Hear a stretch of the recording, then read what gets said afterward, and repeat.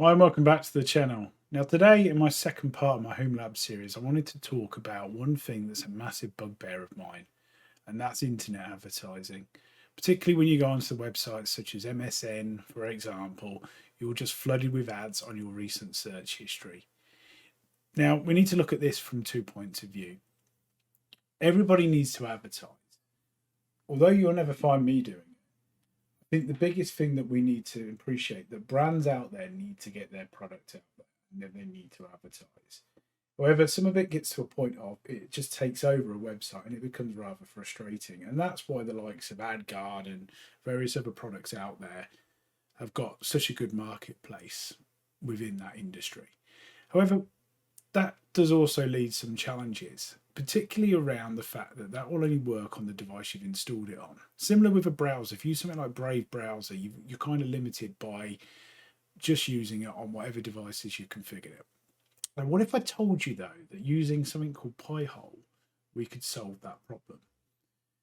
And what we'd be able to do is hide those wonderful stuff that we're searching for from our advertisers so that we don't get spammed by adverts.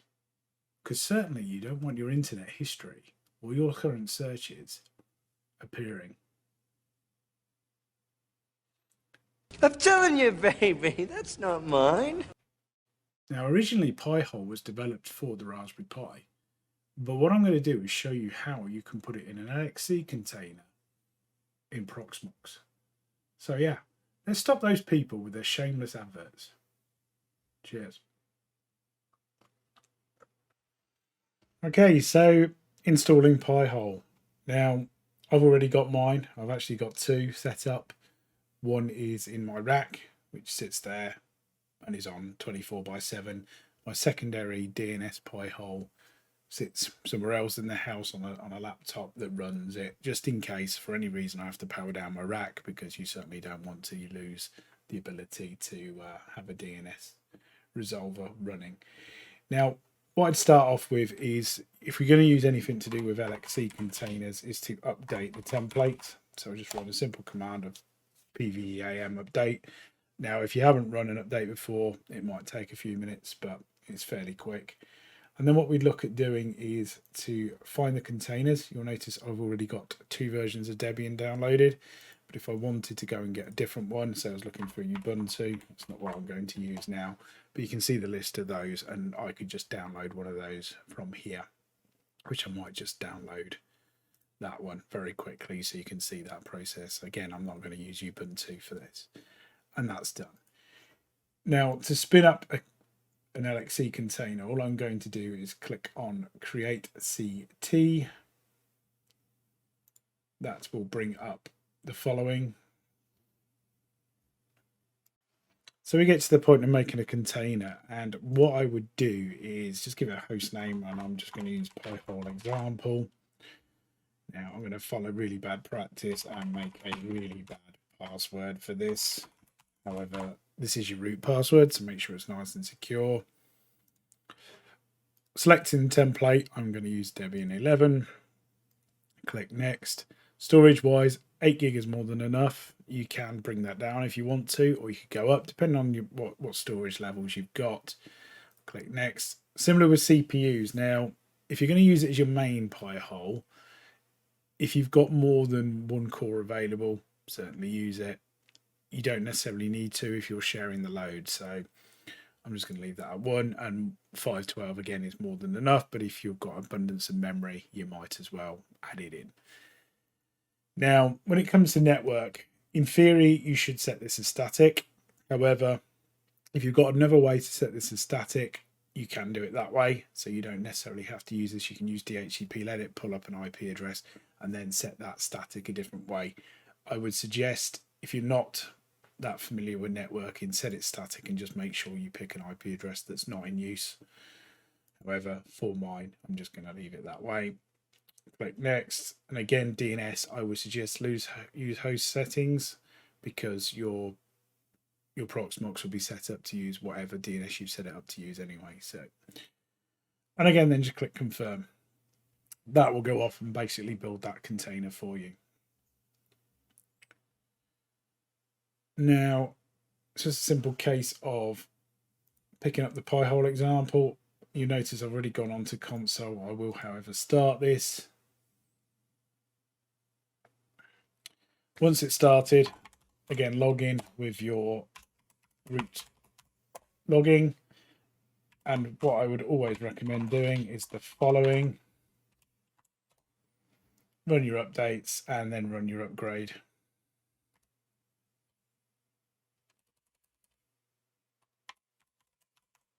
Just to get you started. And then I find it's always good to do a reboot at this point, because the Pi-hole installation does a few routine checks, and one of the things it will pick up on is if you haven't done these. Now, it will probably notice I haven't done a kernel upgrade because I'm not going to do that as part of this, but it's always worthwhile at least doing these two, doing a reboot and then running the command. So while that runs off, there we go. I'll just quickly run a reboot now. And at least that will reboot and bring me back into the shell. So when it comes to running the installation for Pi-hole, let's just pull up the command. It is using curl. Now, to use curl will not be installed by default. So we're going to need to install that as part of this. So the easiest way is, I think it's apt-install curl. If you can spell install, that really helps. That will go and pull down curl, and that drops in. Now again, similarly, if you've got this installation, you can pick it up from the Pi-hole website. Just click that and it will basically pull everything down for you. Makes life really simple. And you can see it's doing its pre-flight checks, and it's noticed that there was some packages I missed, which most likely is down to the distribution, or maybe since I've done something else. It then says it is a network-wide ad blocker. You do need to do some other stuff to make it network-wide, but from our point, I'll just show you. Pi-hole is free, and again, if you can donate to the people that make it, then fantastic, please do so. Again, it mentions the point of needing a static IP address, so you need to accept this warning and understand that. Now, you can select whatever your upstream DNS provider is. At this point, I'll just use something like Quad9, and it gives you the option to install Stephen Black's unified host list straight off the bat. Again, totally up to you whether you want to do it. There are really good repositories out there that will give you information around which ones are good to use and which ones aren't good to use. However, we will, and we certainly want the admin panel and the interface, and would like to enable query logging. Now, if you're going to install many block lists, certainly enable this, because what will happen is inadvertently you'll probably block a service. I found this, that it blocked a certain service for Sonos, and the only way I could find out that what that service was is to then look through the query logs and then whitelist certain bits. Again, it's quite remarkable how many things you'll find are actually blocked by this service. Do I want to enable query logging then? Yes, I do. And again, it's up to you. So your privacy mode is totally down to yourself. I'm just going to keep it on, show everything for now. And that will go off and finish off the installation. And while it's doing that, what I will do is I will get ready my current Pi-hole instance to show you. So, find it. Here's that address. So if I grab that. So I'm going to open up on here. That's the one I was playing around with. But if I open it on here, this is my current one, just so that you can see what it's blocking currently today. If you have a look here, this has just been running for around about 5 days now. And you can see the total queries blocked, percentage blocked. There you go. It's quite a scary amount there. And domains on the ad list. So you can see how much it's pulling out straight away, and some of the interesting parts that it's pulled up. That one particular was something I was doing with a security camera the other day. So you can kind of pick out certain websites will be worse than others. However, going back to the installation, this one's currently running on 32.103. You can see there, I haven't configured IPv6, can if you want, and it will give you the password. Now, bear in mind, this is a temporary password. You can keep it if you want. I certainly wouldn't recommend it because that's not very secure. I suggest you change it, and I'll show you how to do that right now. So you will see the current password is also listed there in the text, but it said this can be changed using the following command. So let's run that command. Pi-hole a/p. And then it's basically asking you to enter a new password. So make it a complicated one, not what I've just made it, because that will be poor.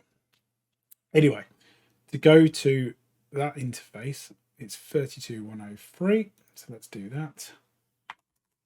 To 3/admin. You'll notice it's in the horrible white. You've got the option to change the themes, which I'll go through. Let's put in that really poor password I set up.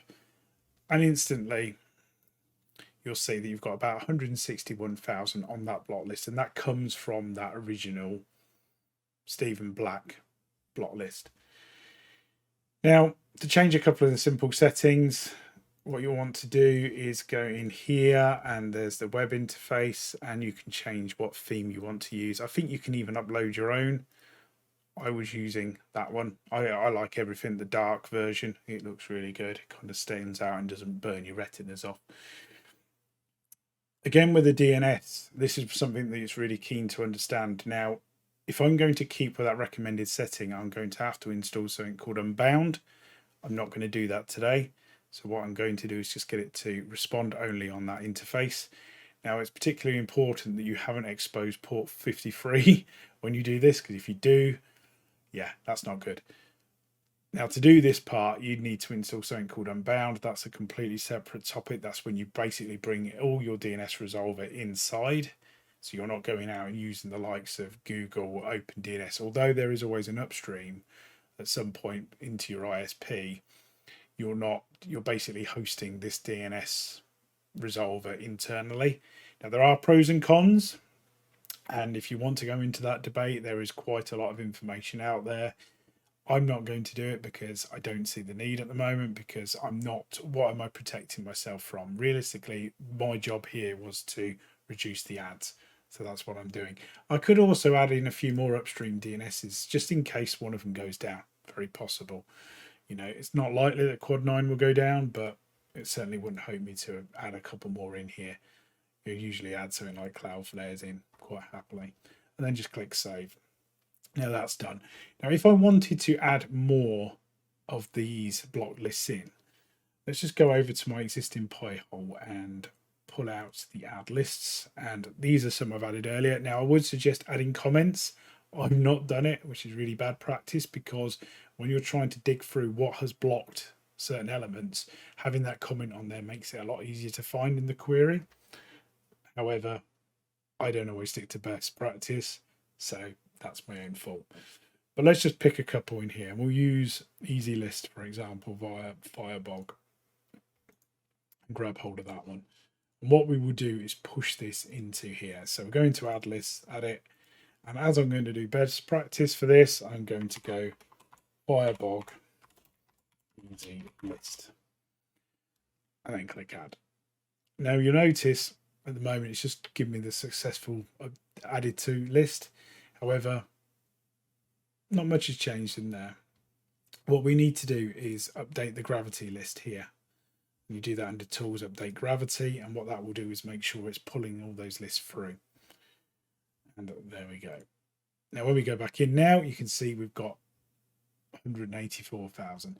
So that's kind of how you add in different block lists. Now, to flow you the kind of curveball of what happens when you do these kind of things. If I go to MSN now, for example, and what I'm going to have to do is pull that up on a separate website. Oh, let's use this one here. So if I go to msn.com, now you will see no adverts. So very little adverts. There's nothing actually appearing in here. Now normally you'd have adverts at the very top. Now that's because I'm protected by Pi-hole's DNS resolver. Now what I'm going to do on my machine here is locally change my DNS to Google's, just to show you the difference. Now if I just go in and edit the assignment to 8.8.8.8, which is Google's, do that. Now the way DNS works is it will cache some of this information, so I may need to flush the cache to pull in and see the ads, and vice versa. When I go back to Pi-hole, it may take a while for those ads to disappear because of the way DNS caching works. However, if I do a refresh here now, bang, straight away the adverts appear. So you can see what I mean of the difference that makes. Now, I've not actually been to Betfair Casino recently. That's just a placed ad, but that gives you an idea of what the power of Pi-hole is.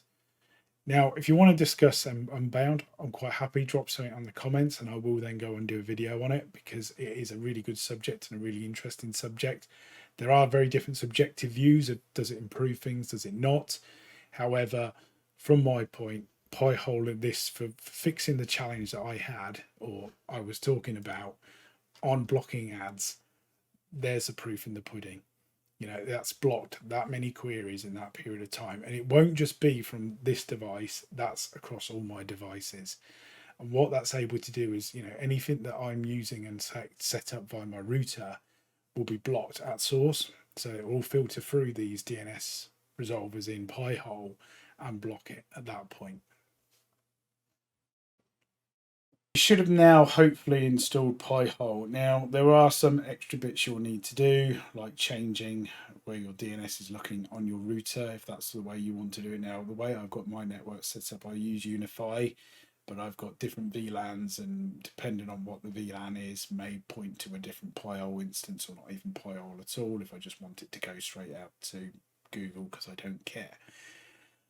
But each one of those will depend on your current network setup. If you need some advice, by all means drop it in the comments and I'll try and help you out there. Similarly with Unbound, if we want to cover that off, I'll quite happily do it. It is, again, possibly a subject that needs its own limelight and an overview, because although it can be seen to be made very simple, there are certain criteria that you may need to understand to get the best out of it, so that you're not directly impacting your browsing speed, certainly, or the way that your DNS operates. Now I did promise in part 2 that I would cover off the likes of TrueNAS and also Portainer and Docker Compose. However, I decided that I feel each one of these needs its own separate video, so I'm going to drop it into more parts, because when you're doing open source, I think recognition needs to go to the people that develop this, and also the skill sets behind some of the things that are done. And I don't want people to have to pick through chapters on videos. I want those videos to be very precise on particularly what the subject matter is. So this one was purely on Pi-hole. The next one will cover off one of the other topics. Hopefully you've enjoyed this video. Obviously this series will continue. The idea was for me to give you an overview of starting at the very beginning with Homelabbing, and you know, it might not necessarily be with Proxmox, it may be with something like Unraid or VMware or EXI, those kind of things, but it's just to give you an overview of the art of possible. Now, what I wanted to cover off on this particular one was making sure that we block those adverts. So I'm hoping everybody's been able to follow this guide. If you have liked it, please just drop us a like. It does help me out a little bit. You know, I'm there to make content for you guys, and you know, it's all for me, all about the community. So thank you for watching, and I will see you next time.